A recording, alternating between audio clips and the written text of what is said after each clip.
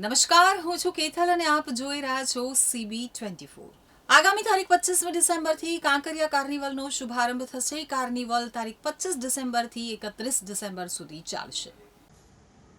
અમદાવાદીઓ માટે સૌથી જાણીતો અને લોકો માટે પ્રખ્યાત એવા કાંકરિયા કાર્નિવલ 2025ની 25મી ડિસેમ્બરથી શરૂઆત થવા જઈ રહી છે।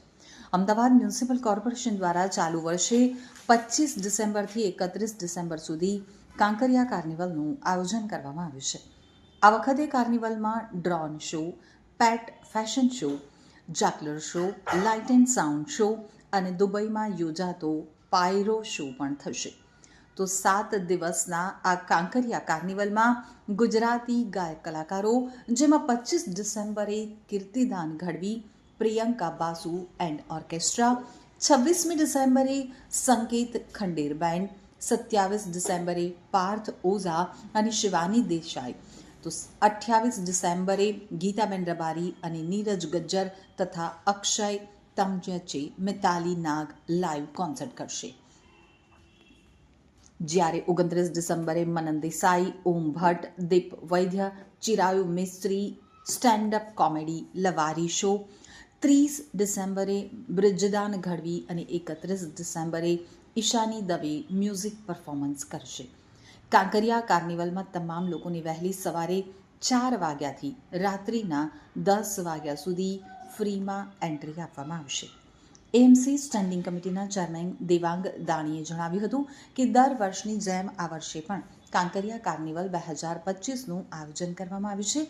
25 ડિસેમ્બરના રોજ સાંજે 7 વાગે મુખ્યમંત્રી ભૂપેન્દ્રભાઈ પટેલ કાંકરિયા કાર્નિવલને ખુલ્લો મૂકશે।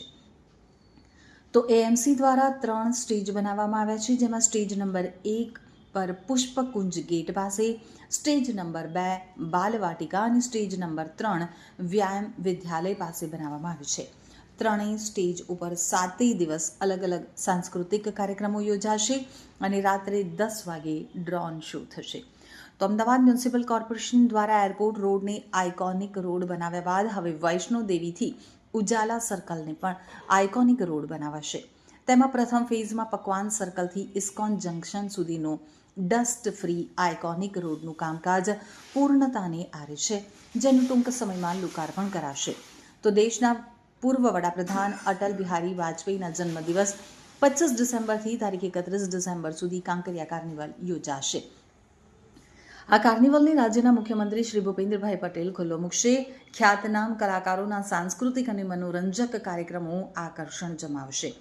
રાત્રિના સમયે લેસર શો અને સાઉન્ડ શો પણ યોજાશે।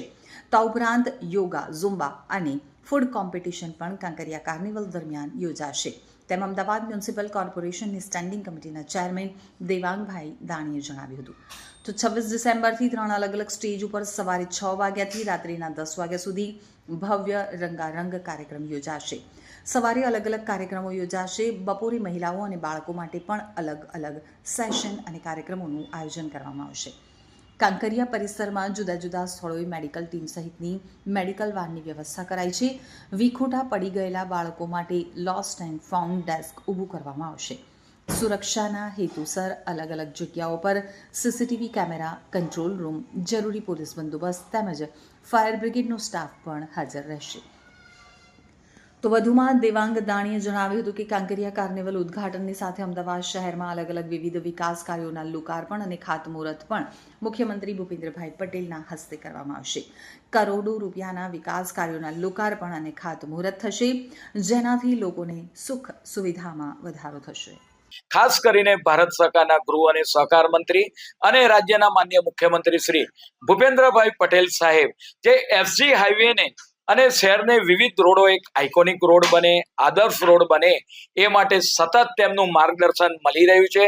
તેમના માર્ગદર્શન હેઠળ પ્રથમ તબક્કાનો રોડ પકવાનથી ઇસ્કોન સુધીનો હાલ પૂર્ણતાના આધારે છે। ટૂંક સમયમાં તેનું લોકાર્પણ કરવામાં આવશે। દેશના વડાપ્રધાન જ્યારે ગુજરાત રાજ્યના માનનીય મુખ્યમંત્રી હતા ત્યારે કાંકરિયા કાર્નિવલની શરૂઆત કરવામાં આવી હતી અને ભારતના આપણે વાત કરીએ કે પૂર્વ વડાપ્રધાન અટલ બિહારી વાજપેયીની જન્મ 25 ડિસેમ્બરથી શરૂ કરી 31 ડિસેમ્બર સુધી સાંજે 7 કલાકે ગુજરાત રાજ્યના માન્ય મુખ્યમંત્રી શ્રી ભૂપેન્દ્રભાઈ પટેલ સાહેબ કાંકરિયા કાર્નિવલનું આપણે ઉદ્ઘાટન કરાવશે.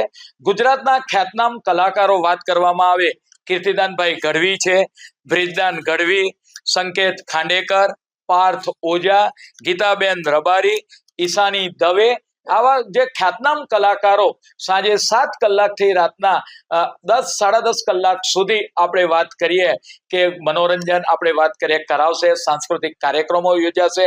તદુપરાંત રાત્રે લેસર શો, સાઉન્ડ શો અને બીજા 2 સ્ટેજ છે, 2 અને 3 નંબરના સ્ટેજ ઉપર વાત કરવામાં આવે તો ત્યાં આગળ અલગ અલગ કાર્યક્રમો, સવારે મેડિટેશન, યોગા, ઝુમ્બા, બપોરના ટાઈમે આપણે વાત કરીએ કે ફૂડ કોમ્પિટિશન, નેલ કોમ્પિટિશન, મહેંદી કોમ્પિટિશન અને નાના બાળકો માટેની લેખન સ્પર્ધા, આવી વિવિધ સ્પર્ધાઓ પણ 2 અને 3 નંબરના સ્ટેજ પર કરવામાં આવશે.